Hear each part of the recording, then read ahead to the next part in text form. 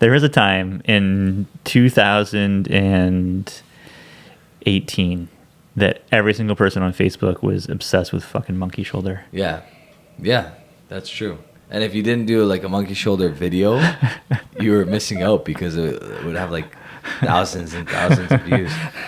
Hey, welcome to Super Social Club. I'm Jeremy. This is Whiskey in the 6, I'm Rob. Welcome to the Whisky Rant Podcast. It's a little crusty, It's frustrating. and it's going to be a little bit of a rant. I don't understand it. I don't know why. Some sort of injustice. Anyway, end rant.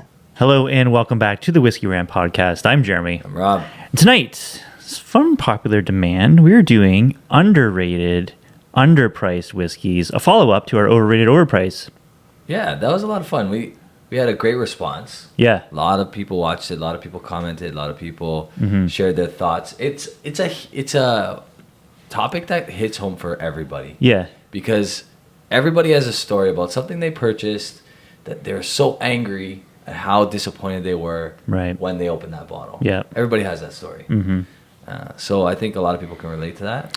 This is the flip side to that. Yeah, flip side to that. A bottle that was just opened that we will definitely not be disappointed with. No. Our main boy, P-Boss, recently had a Silent Bob. milestone birthday, and he's like, I'm going to open up this Balvenie TUN 1401 Batch 8. Legit one of the best, if not the best, NAS whiskeys of all time, these Balvenie TUN series. If you're unaware, something that is actually like good should be on our list of like underrated, underpriced. I don't know if it's like underrated, but like at the time, these things retail for like what, 400, 500 USD. Yeah, they were well priced considering what I'm about to share. So read the stats of this thing. Guess what the youngest stuff in this bottle is? 20. Yeah, 22. Yeah.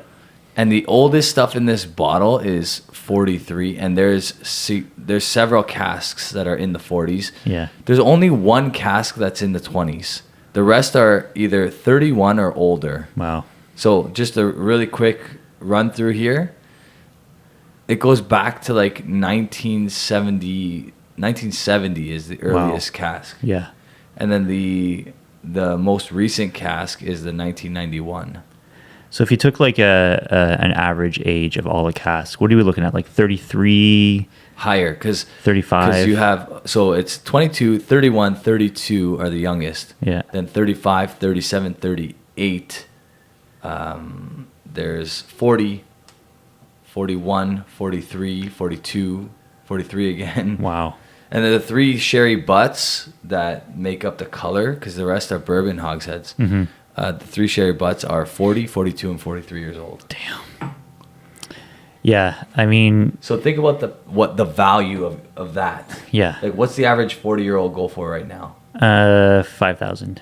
Right? Like, about that. Like, yeah. I mean, you can get the one-offs that are a little bit... Like, I think at the LCBO, the Benromach 40 is probably around 5,000. Yeah, 4 to 5,000, I think. Yeah, is you can get it elsewhere for cheaper, but still. Yeah, and I think we should explain ourselves with this list. Something can be good value even if it is very expensive. Exactly. Like, obviously, this has incredibly old whiskey in it. Yes, it's a very expensive bottle at the time, but in retrospect, these were amazing value for what you're getting. Yeah, like, look what Macphail charges for the M, which was probably... I would like to believe, at least, that there's at least as old stuff in the M as there is in this Balvenie TUN. You think? I would hope. Because they're charging up to $10,000. Is that what it is? It's $10,000. So that's a no-age statement that's absolutely absurd in price, but you would think this is like, it's apples to apples probably, because that's probably what these guys have in, Yeah, this Balvenie TUN is coming in at 50.2 ABV. I think it was rumored that maybe like, even some of the stuff was like under proof barrels, right, that dip below 40%. That's why they had to blend them into stuff that was higher so they could actually barrel it and bottle it as a whiskey. I would not be surprised. Yeah, the best like NAS whiskeys of all time, these TUNs. We've tried a few. We've had a couple. Batches, 6. This is 8. Which one did Richard send us? 4 maybe. He sent us a crazy one too. And for whatever reason, these ones, the 1401s are always better than the 1509s. Yeah. Yeah, because they used up all the good casts on this series. All the older stuff goes into the Yeah. 1401s. Yeah, check malt reviews. I think they reviewed maybe a batch or two of this.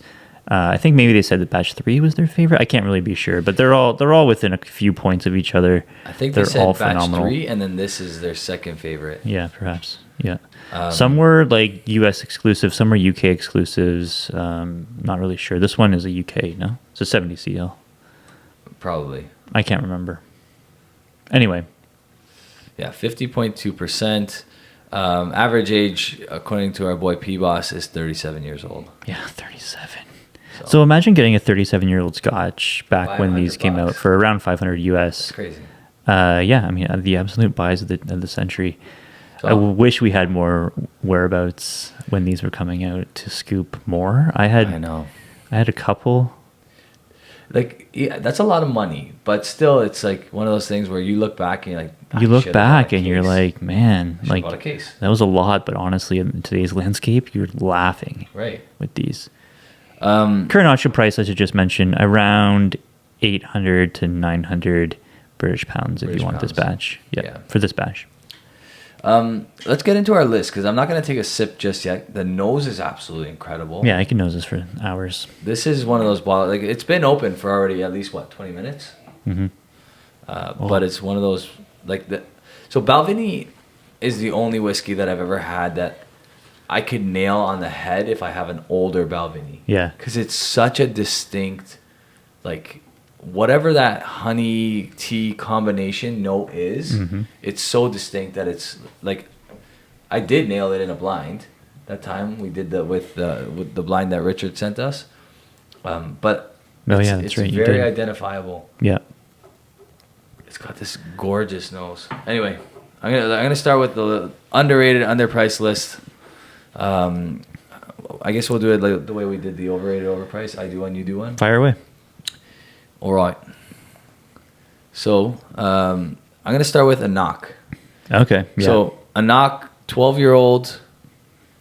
I'm not sure what it goes for globally, but I know that I can buy this right now at BSW for $54. Underpriced, you're saying this is? Underpriced, underrated too. Yeah. It's a great like entry level pour and play kind of whiskey. Yeah. And then its older brother, the 18-year-old, is $130 at BSW right now. Yeah. I think that 18 is... I don't think I've actually ever had the 12. I've never owned one. I'm not sure if I've sampled it over here, maybe. Yeah. The 12 I had a long, long time ago. It's the bottle that got me into whiskey. Yeah. It's the bottle that got me into Scotch. Yeah. Nice. So you're going to hear me talking a lot about BSW pricing in this video because honestly, right now, their sale prices are probably some of the best in the entire world. And I'll leave a link below in the description, but I'm going to go through each price and I will be mentioning BSW quite often tonight. You can even talk about a Knock 24 as being underpriced for the age statement, for the quality, for what you're getting.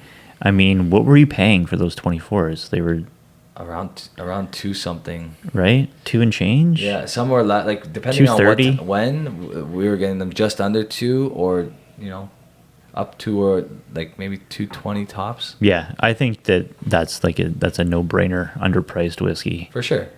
Anything in the Enoch line is underpriced. It's still very underrated for whatever reason. People don't understand the quality of Enoch yet. I guess not enough people have tried it. Maybe it's not a sexy enough bottle, a sexy enough name. Yeah, right? it's off the beaten path of what you would see normally in the mainstream Scotch aisles. Yeah. But yeah, it's one of those that's kind of, you gotta pull the curtain back to kind of see what it is and how good it is. Yeah, definitely. All right. What have I got? Let's see. Oh, yeah. I think that this one is like the ultimate underrated, underpriced. I actually brought the bottle, but it's the edradour 10-year-old, the Signatory vintage, unchill filtered collection. It's single cask at 10 years old, 46%. It's absolutely amazing sherried whiskey. Yep. Prices around 100 to 120 Canadian or so. Yep. I think it's absolutely glorious. I've talked about it before. We've talked about it before, but it just doesn't get that much recognition. I feel like people aren't talking about it, aren't reviewing it. It's a single cask, so it's kind of hard to review because I'm sure they're specific to regions. But yeah, so good, man.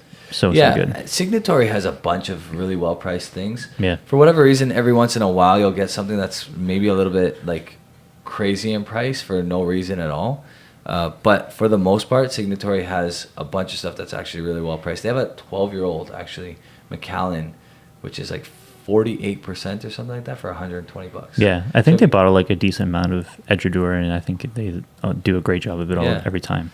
I'm very curious actually about that Macallan 12-year-old, because just as a head-to-head, it would be a cool, interesting take to see what that stacks up like against the actual original bottling. Yeah. Yeah, Signatory, edradour, good pick. All right, I'm going to go next with Glendronach. I mean, we've sung their praises for years. You can go to the Miko Tour line, in my opinion, is still a great value at like around $90 for all the Miko Tour stuff. But specifically Glendronach 12, you can find it right now, $80 on sale at BSW. Glendronach 15, $115, $115 at BSW right now. So like, I think some people are probably like, well, at the LCBO it's about $160 the Glendronach 15. Yeah. But in Alberta, you can still get it at a great price. Yeah.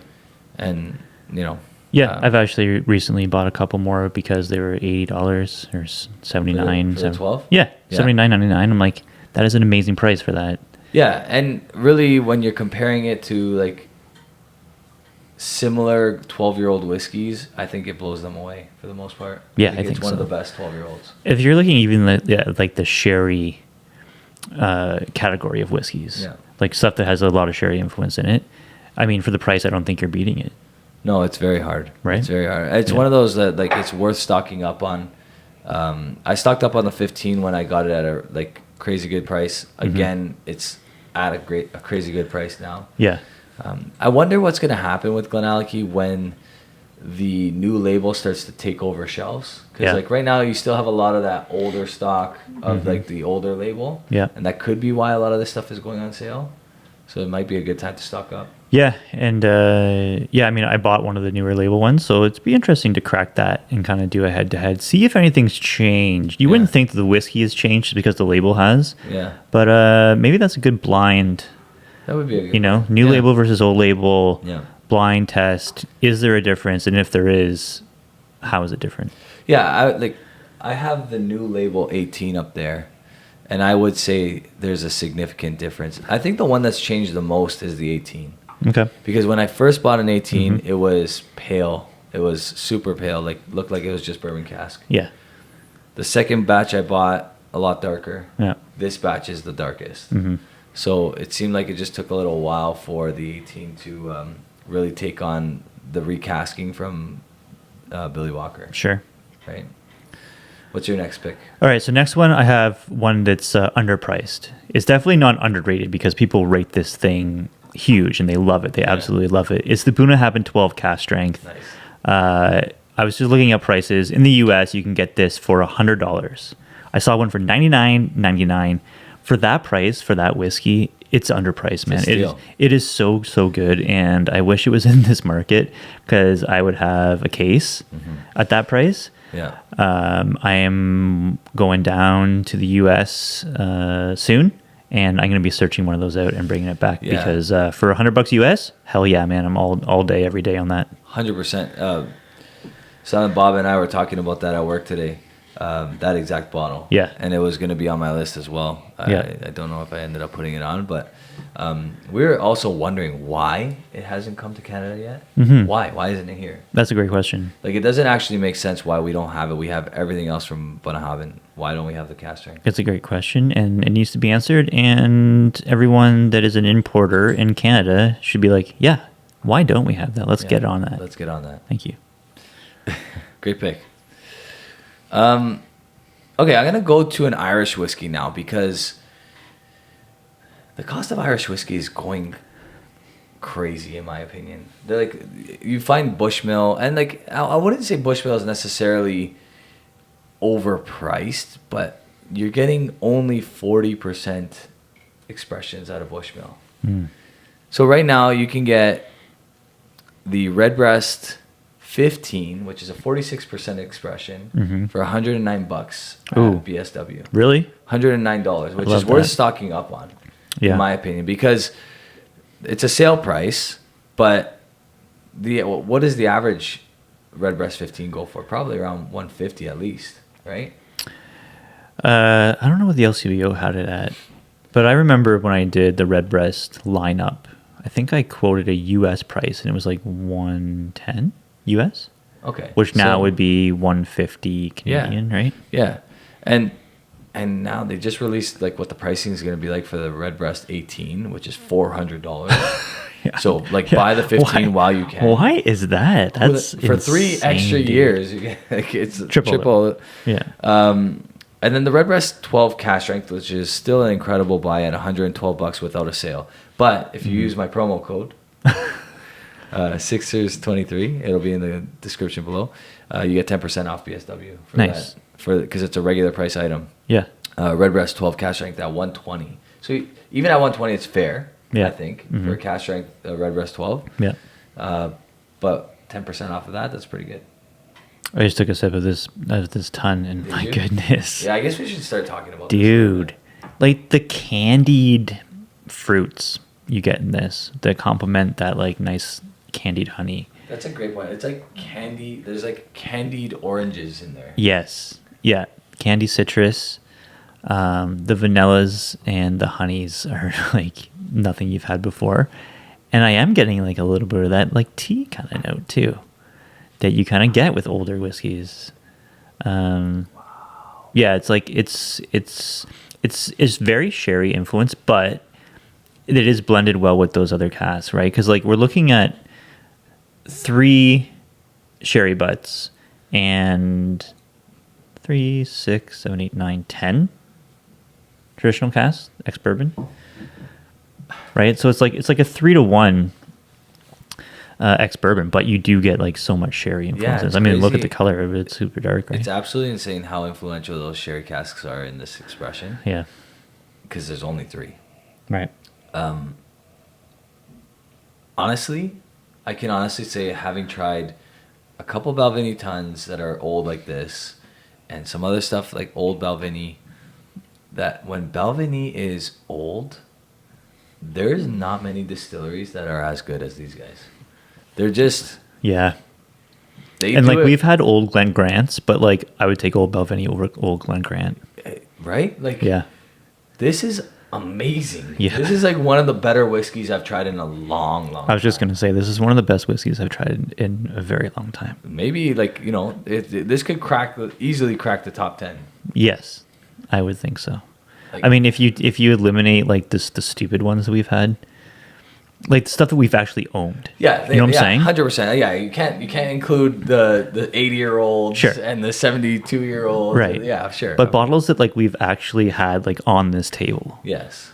this has got to be up there, Bottles that at some point we could have actually afforded. right? Right? Like Yeah. seriously though. Yeah.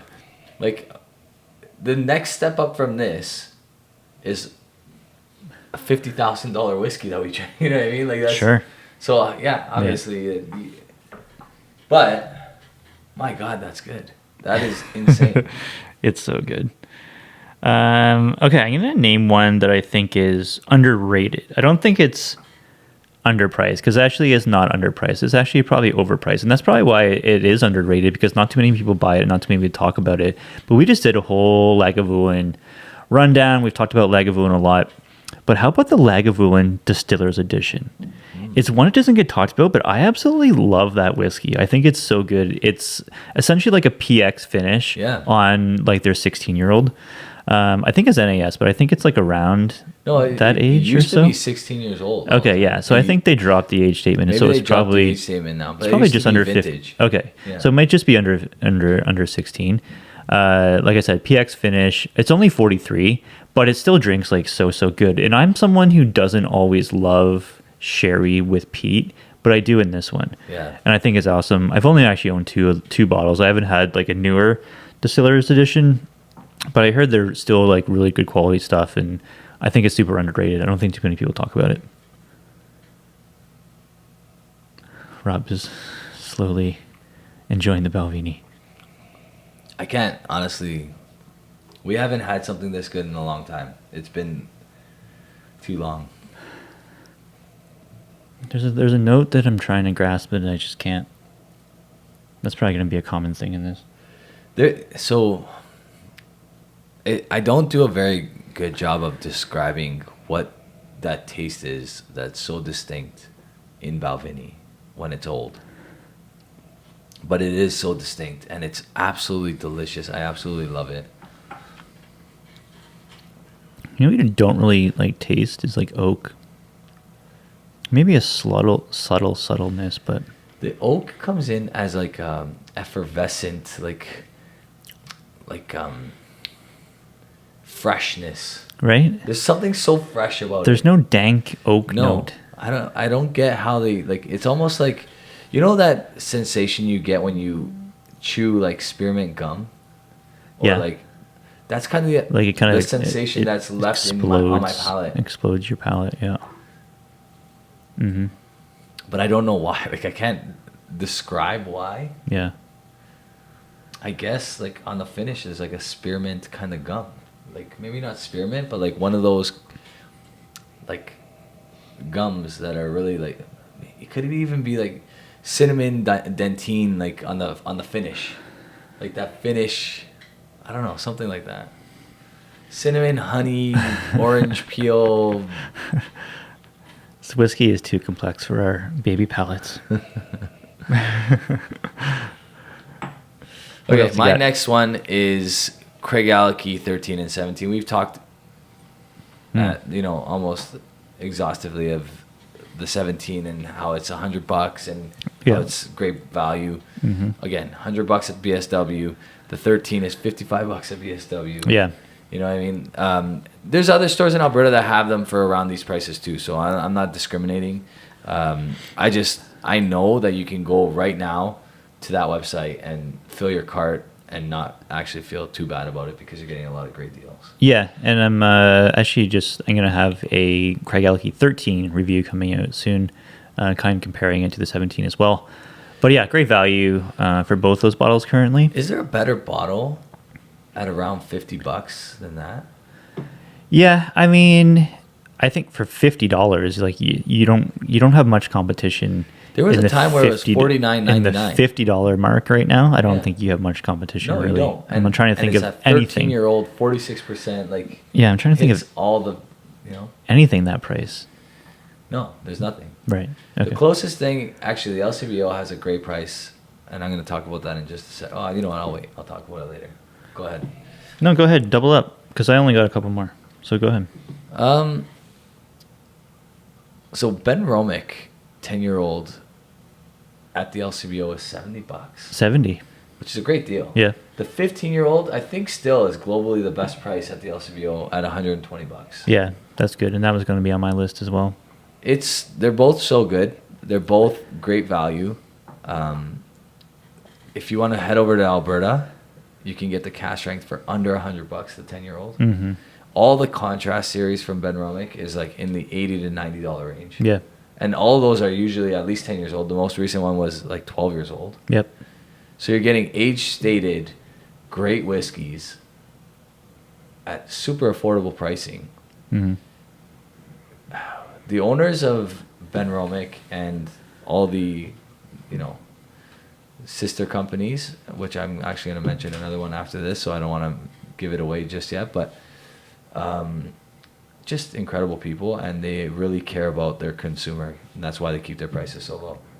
Yeah, I'll just add to that is like one that I have on the list was the Balvenie, or sorry, the Benromach, the vintage cask strengths. Really, really good stuff.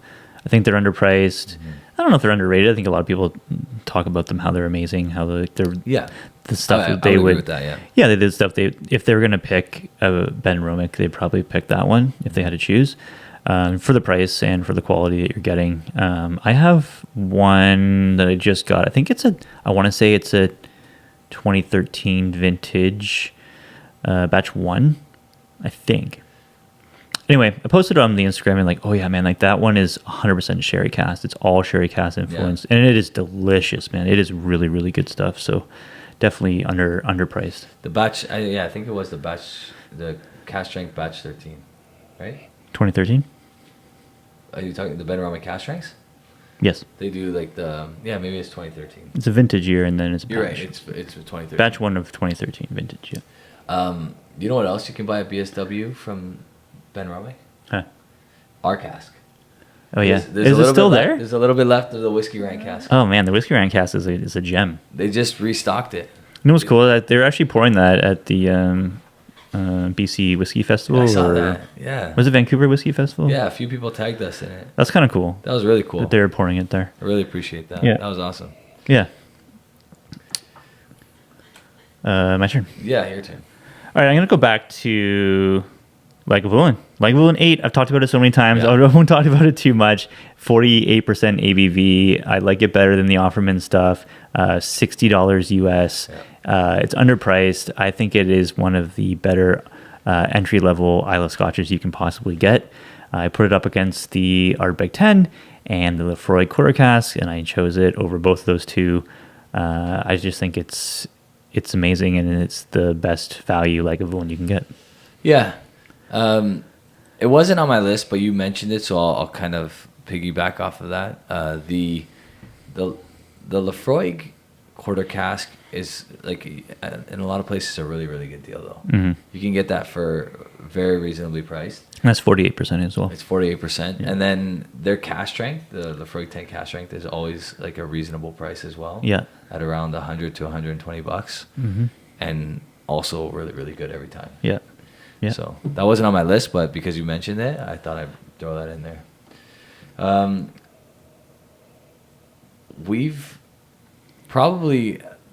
We're being a little bit repetitive tonight because it's hard to do this list without doing that, because the people that are jacking up the prices tend to be the same distilleries all the time, and the people that are giving a valuable, well-priced product Mm-hmm. are always the same people too. Right. And Gordon Macphail is probably for me at the top of the list.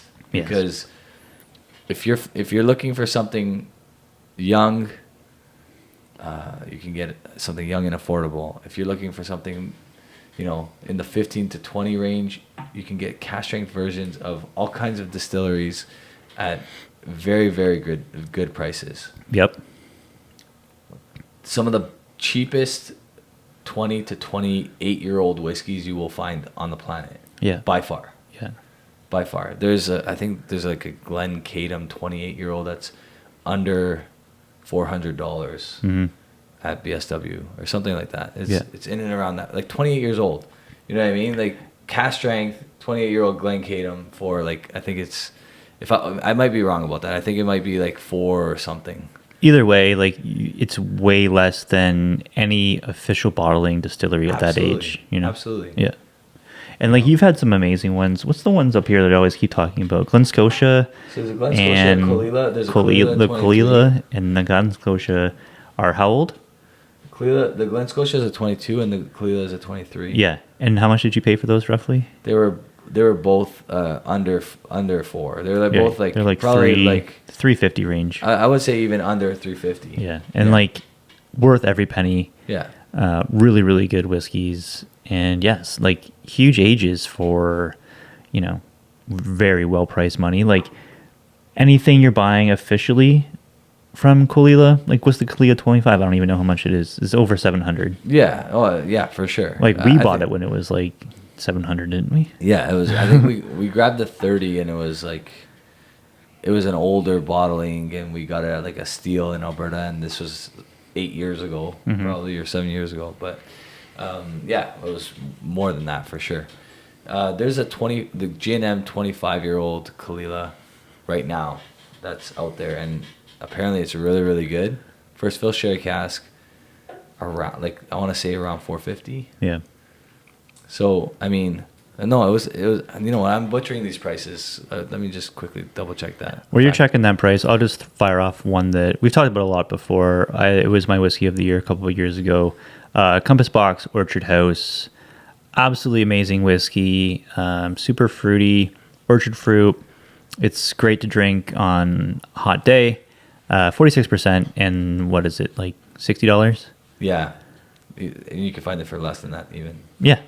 Yeah, it's great for the price. Okay, so I butchered those prices, and I apologize, but the actual prices of a lot of these are...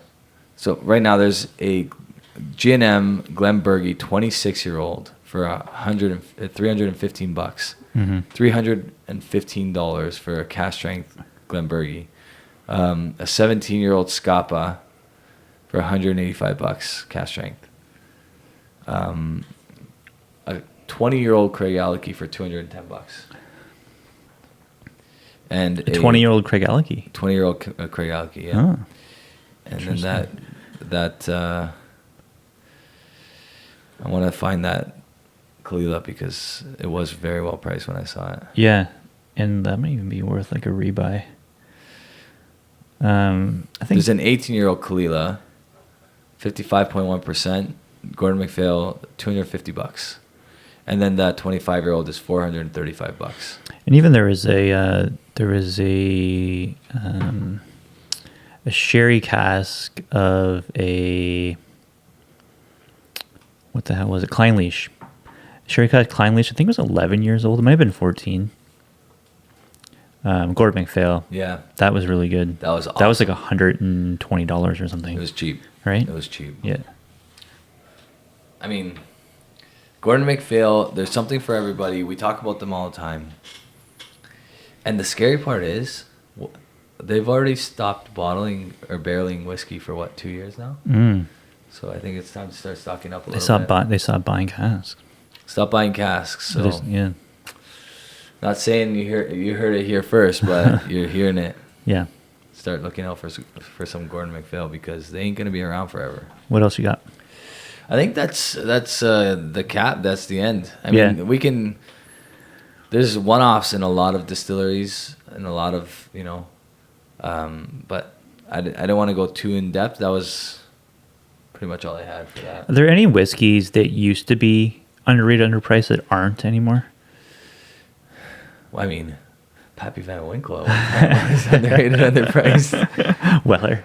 I just saw that like the LCBO had some Blantons for like $100 or $90 a bottle now. Oh, really? That thing's jacked up. It came with a free glass, but Oh, wow, nice. yeah, that thing's going crazy. Um, What about Abalur Abuna? Because that was always something that people were like, "That's a good price," but is it still the quality? Is it? And I think the price has gone up. I know it went up in the UK market like a couple years back, but that's probably one I think that might have made the list that won't now. yeah, it's gone up. It's gone up a little too far, I think, for not knowing how old of the liquid you're getting. You know what I mean? It might be a little bit too expensive. Yeah. I will say though that the 21-year-old at BSW again recently went on sale. I think 50% off for like $105. Wow. So it's like, Yeah. again, there was a bunch of whiskeys that I could have added like as a one-off, but I Mhm. wanted to go with distillers that had multiple Yeah. that you can just go to, because a lot of people like to do that little flight, right? Like they like to start with the 12, try the 15 next, try the 18 Sure. next, right? Love a good flight. When I started Whiskey in the Six, I always jumped the gun. I always went to like the older stuff first. Mm. I don't know why I did that. I probably shot myself in the foot, because I think people would have respected me more too if I started with the 12, went to the 15, then went to the 18, not just like overshot the 12 and 15 every single time and went straight to the 18 and 25. But then again, maybe I did that at the right time, because we're circling back now because of pricing. Back Right. then, 25s weren't Yeah, I what mean, they are now. Sure, back then you could actually pay for a 21-year-old that you'd pay for a 15 now. Yeah. I remember when like the Glen going 25-year-old was like $350. Mm-hmm. What is that now? $700? $700? I think the Bunnahabhain 25-year-old is now like $700 or $800. Whereas when we were buying that, it was in the low threes. Yeah. I mean, I think at one point I might have said like Ardbeg Koi Reckon would be like underrated, underpriced. Yep. But now I think that the prices, like the U.S. market was always better on that, but I think now that's even jumped over there too. Yeah, it's hard to say that the Corey or the Ubidal underrated now because like they went through like a craze. Where I don't think they're were underrated. I think people overrated them, really. Yeah, they went over. Yeah. It's like, what would you say? What would you say is a victim of being a well-priced whiskey that was just okay, that went absolutely insane in hype because of the price, and like maybe people weren't really aware of what else there was in the whiskey world? Yeah, I mean, I think that you could name like any average bourbon, like Weller, right? Like that was just like a mixing whiskey that for $25 it's now in the secondary market for like $300 or something like that. Like Weller is stupid, Bland's is stupid. Yep. Those like. What about Glen Scotia Victoriana? Glen Scotia Victoriana. Didn't that, like, remember when that went like everybody was like talking about Victoriana, how good it was? It was like the best whiskey to drink. Like all these bourbon people were converted by Glen Scotia Victoriana. I feel like the chatter is died down on that. Big you know what was one that was crazy was Monkey Shoulder. Monkey Shoulder. Every fucking person in the world on Facebook was like, Monkey Shoulder is the absolute best Scotch whiskey in the world. Yeah, like, why was that? I don't know. Because it was Balvenie and Macallan. No, wasn't it Balvenie and Glenfiddich? Was it? Yeah, because it's owned by that conglomerate. Right. Yeah. So I think people just like heard that and they're like, this is the best thing ever. I think that it's very pedestrian. I don't know. Did they come up with the different versions of it? I've only tried it once, to be honest with you. I don't even think I've actually tried it. There was a time in 2018 that every single person on Facebook was obsessed with fucking Monkey Shoulder. Yeah, that's true. And if you didn't do like a Monkey Shoulder video, you were missing out because it would have like thousands and thousands of views. But I never did it. I stayed strong. There's probably lots of people with 12 cases of Monkey Shoulder they'll never ever drink. Yeah, no, it's a mixer. It's a mixer. There's a lot of really good blends out there that are underrated just because they're blends. Mm-hmm. Compass box across the board. You know what I mean? A lot of blends get the shaft when it comes to being underrated. Like all that Limerick stuff. Number one, Limerick in general. Okay, that's owned by Craigellachie, whatever. Yeah, they are underrated. Simply because who names a whiskey Limerick? I'm sure it's Gaelic for something. Yeah, but why? Why would you do that? It's a terrible name. You don't want the word reek anywhere in your whiskey. Nobody wants to hear the word reek anywhere near their food or drink. Reek! That's a good name for you. Okay. That's never a positive connotation. Exactly. How good is this whiskey, though? I think this whiskey is phenomenal. And I love it. It's a tough one to score. I don't think it's tough to score. I know exactly what I'm scoring this thing. Really? Yeah. Yeah, I'm up there with the score on this one, man. It's so good, man. I'll let you go first. It's just so good. Are you gonna do it now? Yeah. So I reviewed. I want to say I've reviewed batch 6, and I think I was either 92 or 93. And on this one, the first thing I thought was like, this is a 93. And that's like up there as probably one of the highest scores I've ever given. 95 is my highest score. I think I've given a couple 93s. I don't think I've ever given a 94. Can't remember. But yeah, this is like right there and like probably the top. It's top like, I don't know, 5 to 10 of scores I've ever given. 93. So the whiskey that I gave a 95 based on my old scoring too was that Mortlock that we had. Give that a 95, and I would say that this maybe in a month could be better than that. Yeah, that's right? true. Like this is a fresh crack. Yeah, this thing could get epic proportions. It's a fresh crack. I'm gonna also go 93, but based on my old scoring, that would have been a 95. So I'm going to say that this is a 93 as well. Because I'm not sure it's better than that Mortlock. But it's freaking close. Man, it is good. And this is a fresh crack.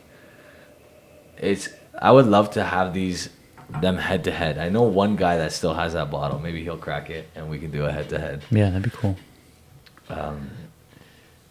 It's delicious. And honestly, I think this will end up being better, to be honest with you.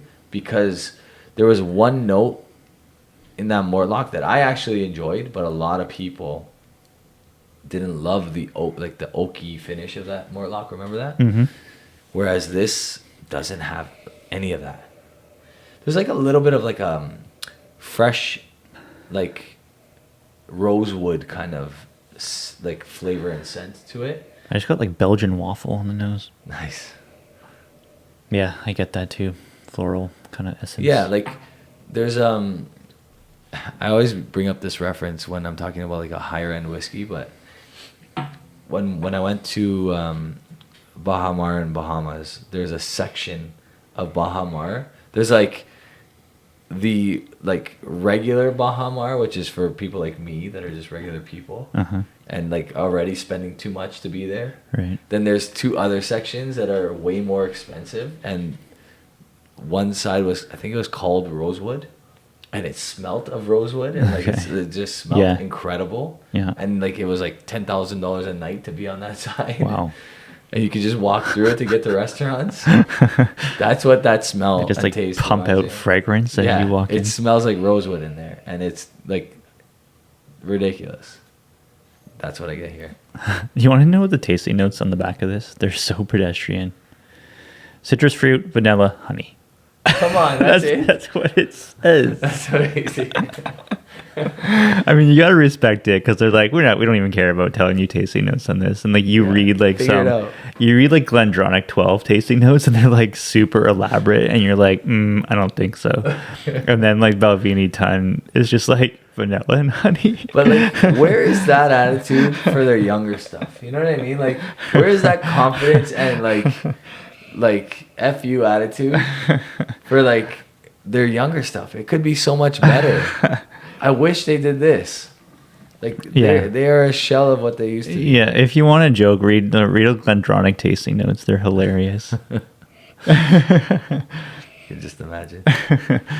That's gonna do it for us. Let us know in the comments down below. Do you have an underrated or underpriced whiskey? Leave us in the comments down below. Big thank you to P-Boss. P-Boss, yes, sir. I mean, this thing is a treat, man. Absolute treat. Absolute treat. And he was not stingy with his pours.